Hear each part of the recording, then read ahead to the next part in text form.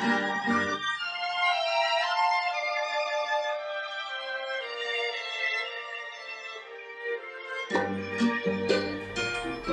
sejahtera. Nama saya Hafizah Talib. Saya seorang novelis dan juga penulis buku nostalgia Kampung Padang Terbakar. Ini buku saya. Saya rasa setiap manusia tak lepas dari kenangan lama, termasuk diri saya. Maka itu, saya abadikan semua kenangan saya semasa hidup di kampung dulu dalam bentuk buku dengan tujuan agar generasi muda kenal asal-usul keturunan nenek moyang mereka, warisan budaya masyarakat dahulu kala. Dulu nama kampung saya ialah Kampung Padang Kemunting. Ini kerana banyaknya pokok kemunting tumbuh di situ. Tapi bila berlukanya kerap terjadi kebakaran, orang-orang kampung di situ mula menamakan kampung itu Kampung Padang Terbakar. Padang Terbakar ialah sebuah kampung nelayan, sebuah kampung Melayu yang sebahagian besar penduduknya adalah bersaudara, seperti adik-beradik, ipar-duai, besan sampai ke cucu cicit mereka. Kampung tu sudah wujud sejak 180 tahun yang lalu. Kalau anda nak tahu, Kampung Padang Terbakar tu terletak di Siak Kuan Road. Kita boleh masuk melalui Jalan Bertal Somah Parut atau boleh juga kita masuk melalui Kosek Lim Road. Sekarang tapak kawasannya ialah di kawasan Singapore Expo hingga ke Laguna Golf Course. Saya tinggal di Kampung Padang Terbakar sekitar tahun 60-an hingga 80-an, iaitu dalam sebuah rumah panggung yang seramai 23 orang. Saya mempunyai keluarga yang besar. Anak beranak, menantu, ipar-duai, semua tinggal serumah. Begitu juga dengan jiran-jiran saya yang lain. Semua ada kaitan keluarga antara satu sama lain. Apa yang paling saya takut sekali kalau nak masuk kampung saya tu atau keluar kampung ialah jalannya tu sunyi. Kena menyusul dekat kebun-kebun sayur Cina. Sepanjang satu batu tu saya terpaksa membetis masuk kampung dan keluar kampung. Banyak pula tu anjing-anjing berkeliaran. Saya teringat satu peristiwa dulu. Waktu tu kan, saya nak pergi ke sekolah menengah Teluk Kurau. Pukul 6 pagi saya dah keluar rumah dengan kawan saya. Dalam perjalanan tu, ada pula 2-3 ekor anjing sedang bergaduh. Berkejar-kejaran pagi-pagi buta. Anjing tu kan, dia lari macam ribut. Habis disondornya saya dengan kawan-kawan saya. Kita semua terjatuh.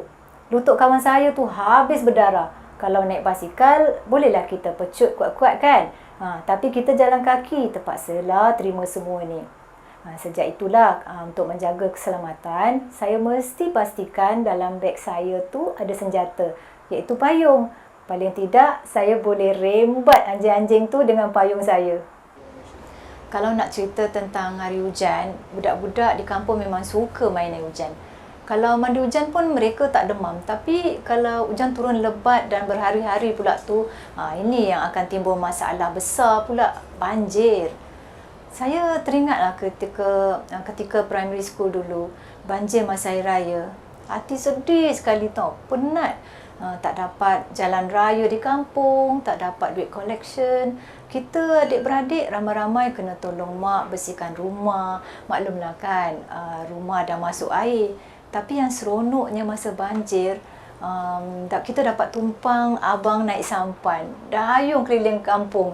Bawah rumah saya tu kan ada perahu. Bapa saya kan seorang nelayan. Tapi tak selalulah kita naik sampan masa banjir. Dulu, waktu banjir besar melanda Singapura dalam tahun 1978, kampung-kampung di Singapura banyak yang tenggelam. Harta benda banyak rosak, paip bocor, tanah runtuh. Hari itu pula hari perkahwinan kakak saya. Kenderaan tak boleh masuk kampung. Jambatan roboh. Adik-beradik, orang-orang kampung tolong pikul barang-barang masuk kampung. Longkang dan lubang, semuanya dah tak nampak lagi dah. Semangat gotong royong orang kampung ni lah yang tolong keluarga saya. Buat saya terkenang dan menghargai mereka tu sampai ke hari ini. Aktiviti kanak-kanak di kampung, kalau yang perempuan tu suka sangat main tenteng, batu serembat, main masak-masak. Kalau yang lelaki tu pula main capting, main guling, main bola ramdes.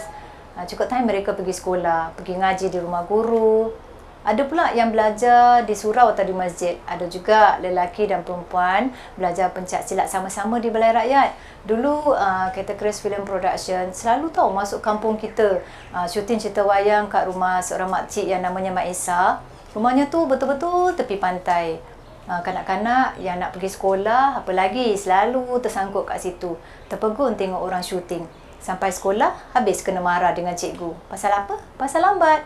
Di kampung dulu, kalau cerita pasal remaja lelaki, mereka selalu gotong royong ramai-ramai, tebang pokok sagu, diparut batangnya dan dikeringkan semalaman untuk dijadikan tepung sagu. Kalau cerita pasal remaja perempuan pula, mereka pergi ke Balai Rakyat, belajar masak-masak, menjahit baju untuk tingkatkan kemahiran. Di kampung, bapa saya ada tanam pokok mangga, pokok rambutan, buat makan sendiri. Bapa ada juga bela binatang ternakan. Bapa pernah beri modal pada kakak saya yang tua untuk beli ratusan anak ayam dan itik untuk dibela. Itu setelah kakak saya berhenti sekolah. Orang dulu-dulu kan ramai anak. Masa tu belum ada family planning. Selalunya anak yang tua belajar sampai darjah 6. Dah tu tak nak sekolah lagi pasal nak jaga adik-adik dan tolong mak bapak. Kita dulu sebelum pergi sekolah, adik-beradik kena tolong bapa angkat barang-barang perahu, bapa nak ke laut cari nafkah. Kalau yang perempuan tu, kenalah tolong mak buat kerja rumah baru pergi sekolah. Tapi bila laut di kampung kita sudah mula ditambak untuk pembangunan tahun 1970-an, 80-an, ikan dah berkurangan. Bekas nelayan kena cari kerja di darat untuk menampung sehari hidup. Di kampung saya dulu ada seorang Cina bernama Asing. Kata Asing pada bapak saya kan, Talib, kalau lu mau gua punya tanah, lu boleh kasih bersih tu tanah lah. Lu boleh tanam apa lu suka. Jadi tentulah bapak saya suka kan. Berterima kasih sangat pada Asing. Tanah tu mulanya penuh sekali dengan semak dan lalang. Bapa saya bersihkan, taruh baja, bapa tanam ubi kayu, keledek dan macam-macam sayuran. Tanaman hidup subur pula tu. Hasilnya bapak saya jual pada orang kampung. Yang banyak laku ialah ubi kayu, empuk. Ramai orang kampung beli. Sebenarnya hidup ini kan nak rajin berusaha. Rezeki ada di mana-mana. Inilah antara kuih-kuih yang terdapat semasa di kampung dahulu seperti roti kirai bersama kari ayam, laksa, kuih baulu, kuih tat, naga sari, otak-otak, ini tepung gomak dan yang lain-lain. Di sebalik makanan-makanan ini terdapat cerita-cerita nostalgia semasa saya di kampung dahulu. Inilah nak cerita ni. Saya suka makan kuih tat. Kalau dulu nak kena tunggu hari raya bila kakak masak kuih, baru boleh makan kuih tat. Tapi sekarang tak payah. Bila-bila saja nak makan, senang dapat di kedai-kedai yang menjual kuih-kuih ataupun di bazar-bazar. Saya suka tahu makan kuih baulu. Saya teringat masa di kampung dulu. Bila nak raya, kena bawa kereta tolak beroda 3 yang bapa saya buat sendiri. Lantainya papan. Kiri kanannya tu dia buat macam kandang. Dia gunakan papan juga. Kita pergilah ke rumah Cina tauke kelapa yang namanya Acang nak ambil sabuk kelapa percuma untuk dijadikan bahan api. Makanan utama saya di kampung tentulah nasi dan ikan tangkapan bapa. Percuma, tak payah beli ikan di pasar. Puas makan ikan laut yang sedap dan segar. Saya sebenarnya ramai adik-beradik, 21 orang semuanya. Tapi kami semua cukup makan. Contohnya kalau mak saya beli tahu putih sekeping dikerat 2, iaitu untuk 2 orang. Masak sambal tumis, makan sikit sama sikit. Masa kecil dulu, kami diajar kalau makan mesti ingat orang belakang. Secara tak langsung, ibu bapa saya telah menerapkan nilai-nilai murni dalam jiwa anak-anak mereka. Saya rasa bersyukurlah sampai sekarang kami adik-beradik dapat mengamalkannya. Selain daripada tu, ada juga penjaja dari kampung sendiri. Ada yang menjual laksa, otak-otak, mi siam, goreng pisang dan macam-macam makanan. Anak-anak cucu mereka lah yang menjaja keliling kampung, dari rumah ke rumah. Seronok tau kalau dengar mereka berteriak macam ni. Otak-otak, goreng pisang. Macam tu lah. Ada yang menjual dari rumah saja. Jualan yang sedap semasa di kampung yang kita ingat sampai sekarang seperti laksa Mak-U, otak-otak Kak Gaya, opak-opak Mak Esa, putu piring Mak Ara, nasi lemak sambal sotong Wak Sadia, banyak lagi lah. Sebelum terlupa, ada satu lagi penjaja istimewa di kampung. Di kampung kita tu ada factory buat kari pap dan berjenis-jenis roti.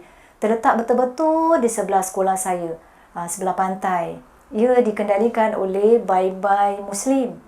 Ada seorang kawan kampung yang pernah bekerja sambilan di situ. Dia kerja selepas waktu sekolah, sejak umurnya 8 tahun lagi. Mak Pong namanya. Pong tu adalah nama gelarannya sampailah ke hari ini. Kerana beliau dilihat selalu aja bergelumang dengan tepung semasa bekerja dengan Bai-Bai kari pap tu. Katanya sekeping kari pap 4 persegi harganya 40 sen. Padat dengan inti kentang dan tetelan daging. Sedap tau. Sampai orang kampung tak jemu-jemu datang beli kari pap ke tempat Bai Juman dan Bai Mubin yang selalu sekali cakap Hindustan tu. Kadang-kadang kan Bai-Bai tu menjaja kari pap dengan menaiki motor keliling kampung dan juga di kampung-kampung lain. Yang paling mencabar iman budak-budak sekolah bila pekerja-pekerja factory tu bakar roti atau kari pap. Wah, dia punya bau buat roti tu harum semerbak sampai ke sekolah panggung tu tau. Budak-budak yang sedang belajar, yang sedang duduk menghadap pintu bertentang dengan factory buat kari pap tu, tak senang belajar, tak boleh konsentrate pada pelajaran. Mata asyik terpandang pada Bai-Bai yang lalu lalang tu aja. Jadi cikgu apa lagi? Ambil rotan sebat kuat-kuat atas meja. Tersentak budak-budak tu semua. Cikgu marah, kata cikgu, mata awak ni asyik tengok aja situ awak ni nak ingat nak makan aja apa? Gitulah ceritanya. Itulah kenangan yang mencuit hati saya.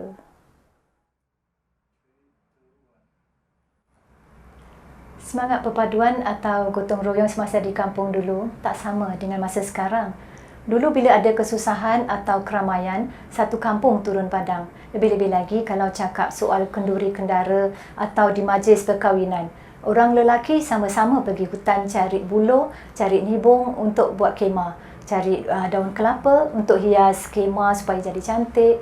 Orang perempuan pula tolong hias rumah pengantin, pilih beras, rewang sama-sama, masak roti kirai atau kita panggil roti jala, berkilo-kilo dari pagi sampailah ke petang, tak pernah komplain.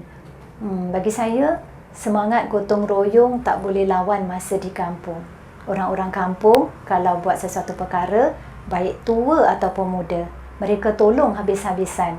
Satu lagi yang saya bangga tentang kampung Padang Terbakar, kita ada kugiran sendiri. Ahlinya terdiri dari anak-anak remaja kampung kita. Pertama, kugiran Les Putra. Kemudian muncul pula kugiran Hujan Batu. Pengurusnya arwah pakcik saya. Mereka semua tu bermain di majlis-majlis perkahwinan di kampung dan juga di tempat-tempat lain. Kalau orang kampung yang buat kerja kahwin, ahli kugiran akan tolong. Mereka akan suruh bapa pengantin bayar cuma duit sewa alat-alat instrumen saja. Saya mendapat pendidikan awal di Sekolah Melayu Padang Terbakar. Sekolah tu berbentuk sekolah papan, terletak di sebelah pantai. Ia didirikan sejak tahun 1930-an lagi. Saya rasa semua datuk nenek yang tinggal di kampung itu mungkin pernah belajar di sekolah itu. Ada yang kata pergi sekolah tu tak pakai uniform. Tapi pada zaman saya tahun 60-an, dah ada uniform dan sepatu yang ditetapkan. Saya pernah juga interview beberapa penduduk veteran di kampung saya tu semasa saya nak tulis buku Kampung Padang Terbakar. Mereka kata zaman Jepun dulu ramai juga murid-murid yang berhenti sekolah kerana kesempitan hidup. Tapi ada juga yang teruskan belajar. Guru-guru mengajar ikut cara dan budaya Jepun. Guru-gurunya orang Melayu tapi pandai cakap Jepun. Buku teks yang digunakan pula termasuklah buku-buku Melayu dan buku-buku Jepun. Zaman persekolahan saya dulu, saya diajar bahasa Melayu, bahasa Inggeris, agama, bahasa tulisan Rumi, Jawi, ilmu hisab dan lain-lain subjek. Kalau anda nak tahu, guru-guru di Sekolah Melayu Padang Terbakar itu, kebanyakannya terdiri dari penduduk kampung itu sendiri. Boleh dikatakan saudara mara, jiran tetangga kita juga. Mereka suatu ketika dulu pernah jadi murid di sekolah itu. Kemudian bila dah lulus, dapatlah mereka jadi guru dan berbakti di situ. Saya gembira setelah saya tulis dan terbitkan buku kampung saya. Hasilnya saya dapat lihat sendiri. Mengimbau semula memori Islam, sejarah sekolah Melayu Padan Terbakar dari tahun 1930-an hingga ke tahun 1977. Saya bangga dengan sekolah saya. Semasa tinggal di kampung, kalau nak keluar bekerja, kadang-kadang saya jalan kaki, kadang-kadang juga saya naik basikal sejauh satu batu menuju ke jalan raya untuk dapatkan public transport. Kalau saya masuk kerja jam 8 pagi, bermakna jam 6 pagi saya dah keluar rumah. Kalau tak ada kenderaan sendiri kan, memang susahlah, penat. Kadang-kadang bercinta nak keluar atau masuk kampung. Tapi mujur jugalah ada abi, tauke bas yang kasih kita tumpang. Bas ni lah yang disewakan oleh orang kampung untuk pergi kerja ataupun budak-budak yang nak pergi sekolah.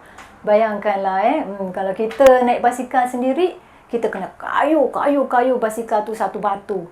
Lengur, lutut, naik bukit, turun bukit. Kalau turun bukit tu, lajunya bukan main lagi. Tapi seronok. Jangan brek tak makan sudah. Sukalah bila ingat semula kisah lama tu.